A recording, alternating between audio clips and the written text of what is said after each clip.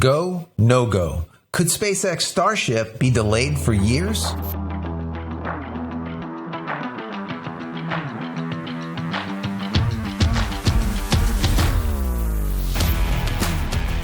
Hey everybody, welcome back to the channel. Thank you so much once again joining me for tea time. Today we have a little bit of misty morning and focus combination. So good. The zing, the bergamot. Hope you're joining me with your cup of tea, maybe a cup of coffee, hanging out, talking tech, talking photo, talking video. Today is a technical attorney lawsuit litigation day.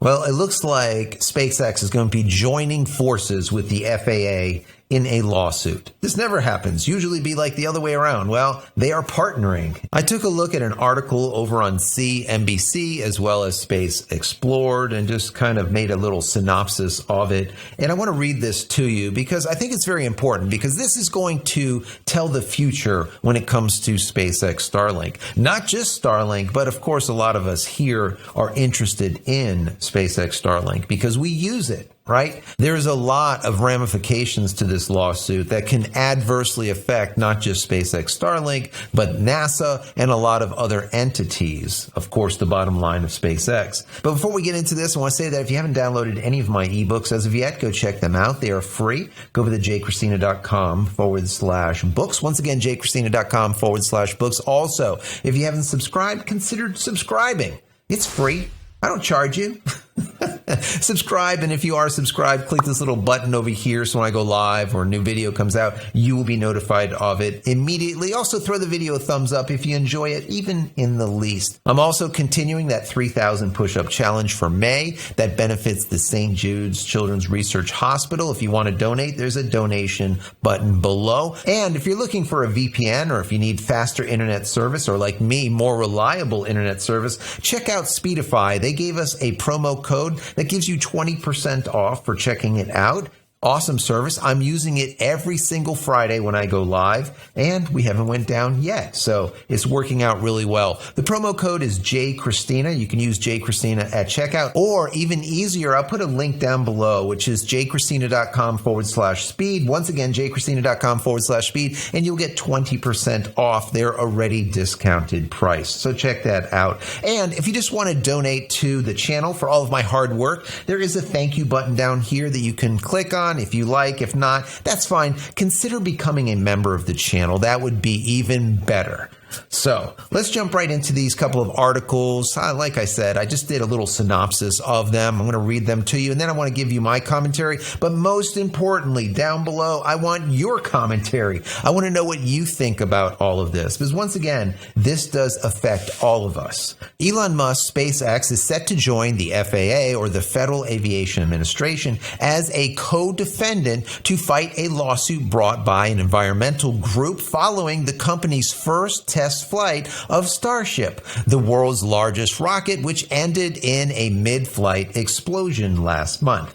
Well, they detonated it, right? It didn't just explode mid-flight haphazardly, right? They detonated it because it was spiraling out of control. So, in a motion filed Friday in court, SpaceX requested that federal judge Carl Nicholas allowed the company to join the FAA as a defendant against environmental and cultural heritage nonprofit groups that sued the FAA earlier this month. The plaintiffs, quote, do not oppose the company's intervention per the filings.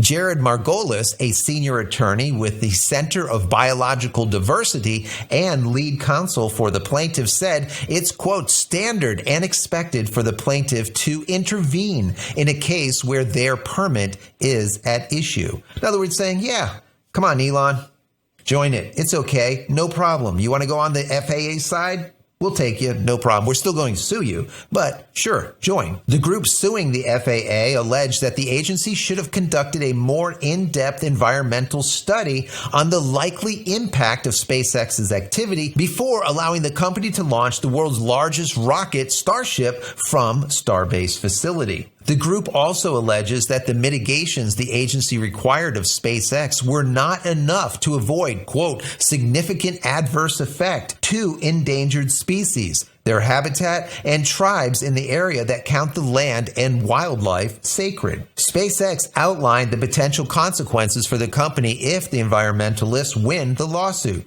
noting the implications for its business and finances, as well as arguing there would be damage to the national interest and possibly scientific benefit of Starship.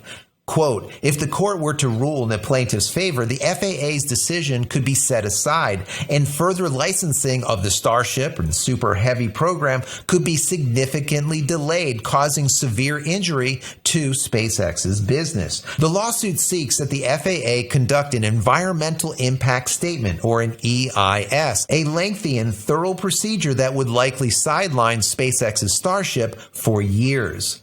SpaceX's chief financial officer, Brett Johnson, submitted a declaration alongside the motion to further detail potential damage to the company if it was to lose the lawsuit. In the statement, Johnson wrote that SpaceX has invested more than $3 billion into developing the Starbase facility and Starship system since July 2014. This year alone, the company is expected to spend about $2 billion on Starship development, according to comments CEO Musk made following its first full-stack launch attempt last month. Johnson also highlighted the pipeline of contracts that SpaceX is building for future Starship missions. SpaceX currently has a major NASA contract worth up to $4.2 billion to use the rocket to land astronauts on the moon. Starship is also critical to the future of the company's Starlink satellite internet business, which has over 1.5 billion customers. Johnson noted that SpaceX has invested billions of dollars into Starlink to date. Musk has previously highlighted the interdependence of those two businesses, with Johnson further reiterating that SpaceX needs Starship flying in order to launch its second generation, or V2, version 2, Starlink satellites. Without Starship, not only will SpaceX be harmed financially by its inability to launch version 2 satellites, but also the hundreds of thousands of customers waiting for the promised service upgrade, as well as the countless more still on the Starlink waiting list. SpaceX's motion also made the case for why Starship is ultimately beneficial to scientific endeavors. The company wrote that the rocket's unprecedented capabilities will allow scientists to focus on previously impossible scientific missions and pursue the fastest, easiest way to get their missions from concept to execution.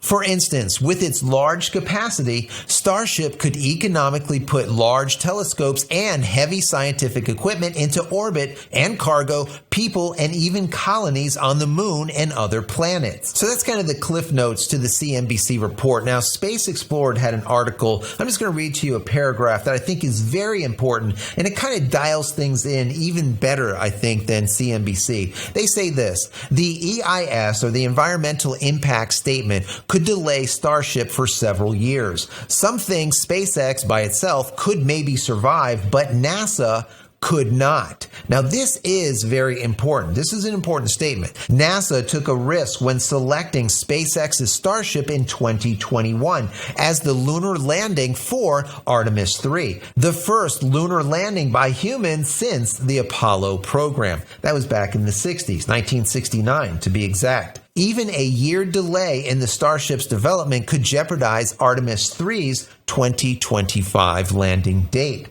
Anything more than that could be a costly delay for sure. So, what can NASA do? Well, there's been some talk of NASA stepping in to claim Starship's development is of national importance. Not something that I have seen in the time covering the space industry, but there is precedent for the Department of Defense, or the DoD, to step in during legal dispute concerning national security. So I'm sure NASA can do something similar. This is very important. This gives NASA the ability to say, listen, Starship is of national concern, and its development is a national security concern, let's say. So the DoD, or the Department of Defense, can step in and say, look, this has to be squelched because this is of a national concern, and we are just going to simply steamroll it through. It doesn't matter what the environmentalists think. And this is, once again, a possibility. But This battle between the environmentalists and SpaceX, I think, is going to produce, just like we saw in the Apollo mission, right, in 1969, a go, no go. Will there be a go, no go for Boca Chica's Starship? Is this thing going to take flight once again in the near future, or is it going to be dramatically delayed by lawsuit? And a lot of times, attorneys, or let's say litigation that happens with very large entities that have a lot of money, what they do is they just simply deny, delay, motion, delay.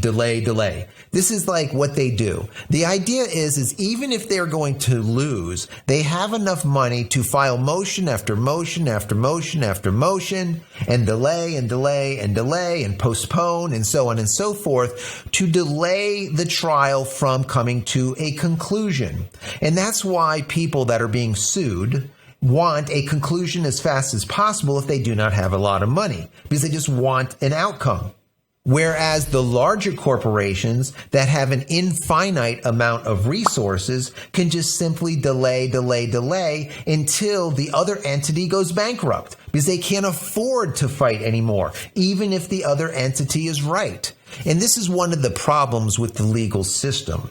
And I was on the wrong side of this one time myself. And it took 4.5 years and a ton, I'm not going to get into the amount, a ton of money. I might even speak about this one day and really bring this to light on how horrible the judicial system is for the everyday person, or the person that doesn't have as much finances as the large entities. Because even if you're right, in the court of law, it doesn't matter, because you will not have enough money to be able to go through with a lawsuit from one of the larger entities. You will have to go bankrupt. Right?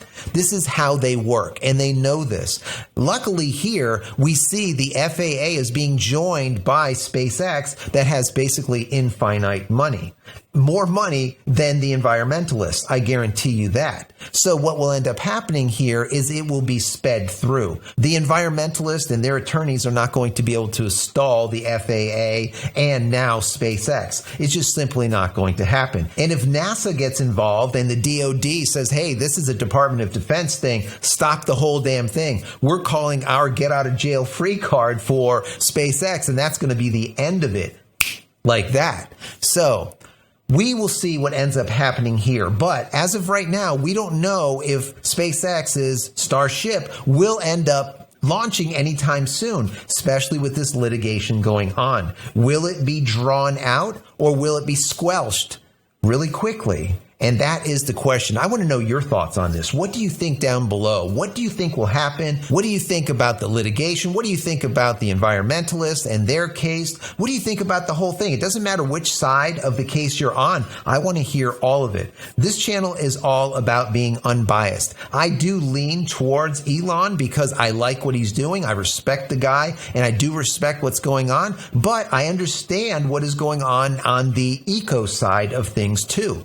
Blowing debris for 6 miles is probably not a good thing. Starting a small forest fire in a national park that was like about 3.5 acres is probably not a good thing either. There's a lot of things that happen that were not a good thing, but this is how SpaceX works. They iterate, reiterate, test, reiterate, test. That's just how they do it. They are more about moving forward in comparison to how NASA was with the space program. What they would do would take 10 years, whereas the exact same thing would happen in 10 months with SpaceX. Obviously, there is going to be sacrifices made when doing so quickly. Anyways, once again, down below, I want to hear your thoughts. I hope you enjoyed this video. If you have, throw it a thumbs up. That would be awesome. Don't forget to subscribe if you're not subscribed. Click this little button over here and do all those things. And finally, head over to my website, JCristina.com, where you can find all the photography tools I've invented for you and me over the years. And hopefully there's something there that you might like. And if there is, please pick it up and support me and my family. That's it, guys. I'm out of here for another vlog. Many blessings to you and your family. Stay safe, stay healthy, and we'll see you in the next one. Love you all.